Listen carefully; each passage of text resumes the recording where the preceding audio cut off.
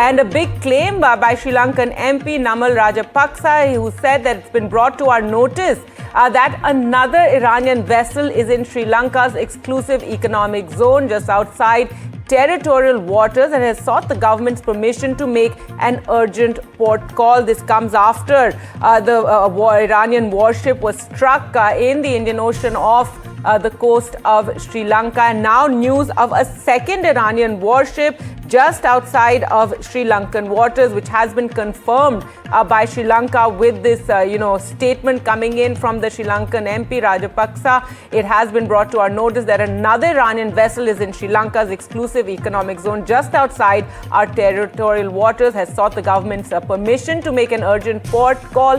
However, it is yet awaiting the government's clearance. So let's go back to Aditya for more on this, and Vishnu also coming in. First to you, Aditya, it seems another Iranian ship in distress.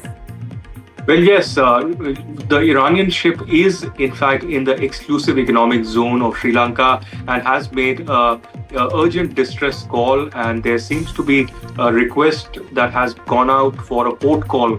That means they expect an imminent threat to them in the region, and that's why they want to make an immediate port call. It is likely that there is an urgent meeting now underway. I've spoken to the spokesperson of the Sri Lankan Navy, who is in an urgent meeting right now with top defense officials taking a call on whether to allow the port call or not, or what are the SOPs that the Sri Lankan Navy will now do. So this is a confirmation coming in from top government sources in Sri Lanka as well that this has indeed happened just 24 hours after an Iranian frigate was in fact attacked by the US submarine, and more than 87 people were killed, 32 of them critically injured. Now there is a second Iranian ship that has been seen in the exclusive economic zone of Sri Lanka and has made an urgent request for a port call. Of course, Vishnu can explain the more technical details of what really happens here because of the distress that they are in. And of course, they would be expecting another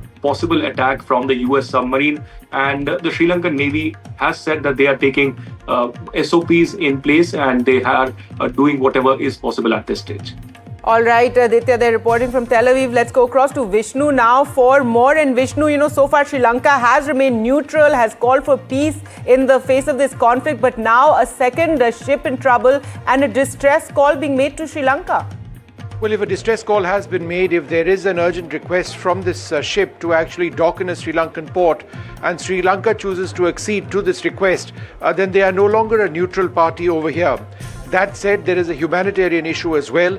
If these sailors believe that their lives are under threat, then Sri Lanka is obliged also under any number of international guidelines to allow them to dock and ensure that they are protected and ensure that they are safe.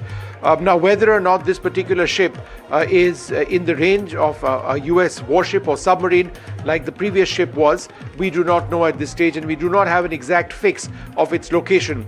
But it is a difficult situation because the Iranian Navy doesn't compare at all with a massive US fast attack nuclear submarine of the class which the US has deployed in the Indian Ocean, or for that matter any American frigate or destroyer which is operating in the region. That being the case, it's a very difficult and it's a very sort of sensitive situation. If these sailors and officers on this particular ship are not allowed permission to dock, then they are essentially out on their own and they would be vulnerable to attack by the submarine. Even though this is a warship, it doesn't have at all the long-range towed array, towed sonar systems, or state-of-the-art acoustic decoys, or a multiple host of sensors, perhaps from other platforms, to help it track a potential submarine in its area.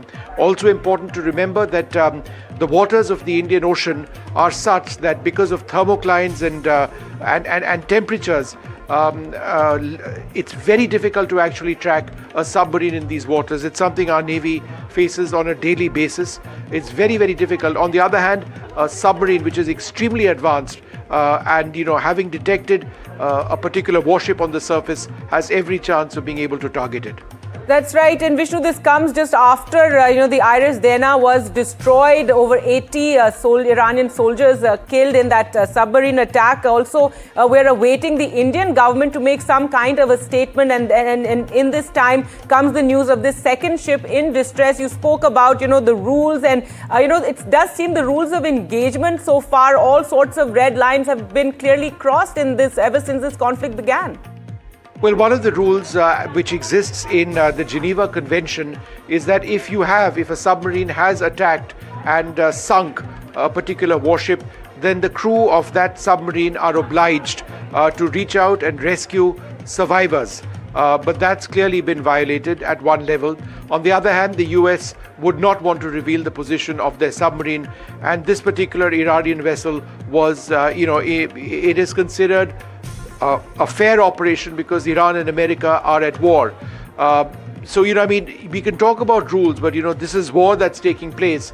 It does leave India, I would suggest, in a somewhat awkward situation because that ship, the first one, which was sunk by an American submarine, was actually at the International Fleet Review called Milan of Visakhapatnam as a guest of India when it was then moving back into its own waters. But whether they were our guests or whatever it was, the Americans chose to engage and destroy them. Right, and briefly, Vishnu, before we let you go, if Sri Lanka does allow the ship to dock, at this point, again, as you said, the rules of engagement, etc., all crossed, don't seem to be in place. What would it mean for Sri Lanka? How would that perhaps be viewed by the US or by Israel? And Sri Lanka has good ties with Israel. Well, it's very difficult to understand how, the United States would attack if there is an Iranian vessel which docks in a Sri Lankan port. Hypothetically speaking, what stops the United States from targeting that particular ship, since they are targeting Iranian vessels and have a stated policy which they are of sinking the Iranian Navy completely. So this is something that they're going to have to watch out for.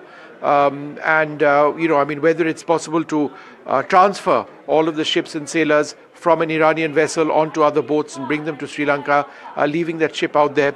But this is a navy, it is a warship, these are the threats that they face. So in a situation like this, there is every possibility that no matter what the conditions are, the Iranians will have to face whatever threats that do exist over there.